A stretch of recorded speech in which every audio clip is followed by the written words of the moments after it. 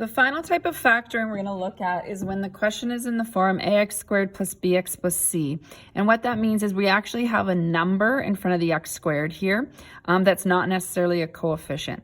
So there's actually sort of two methods that can be used, either factor by inspection or something called the grouping method. I find the grouping method is pretty impractical, takes longer, and students usually forget sort of the method. So I'm just going to focus on factor by inspection.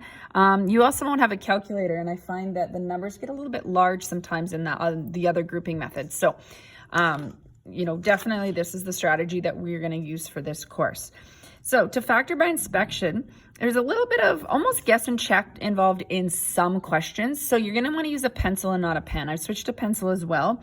Get comfortable with doing some erasing, testing out a couple numbers, switching them around, and trying a new set of numbers. Okay, so let's look at number 1 to show that. I still should always look to see if there's a greatest common factor. There's not. 4, 20, and 21. There's not a number that goes into, like 21's a prime number, so 4 can't go into that. So I'm going to open up my brackets still here. So factors of 4x are 1 and 4 and 2 and 2. I truly don't know which factors it's going to be for sure.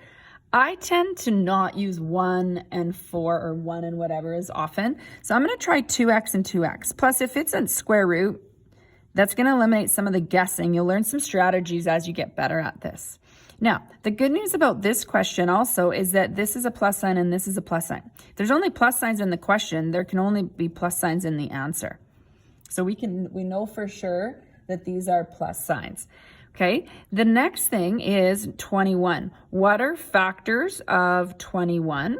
Well, we could try 1 and 21 or 3 and 7. Again, 1 and 21 is usually kind of my last resort. I'm going to try 3 and 7.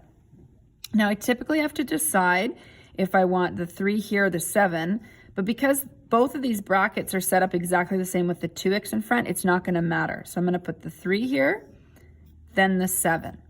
So to figure out if I've got the right combination, that all I have to do is check the inside and the outside terms. So 3 times 2x is 6x. And then my outside terms would be 2 times 7 is 14x. And we combine those or add them together because everything's positive. 6 plus 14 is going to give me my middle term of 20x. So I have done this correctly.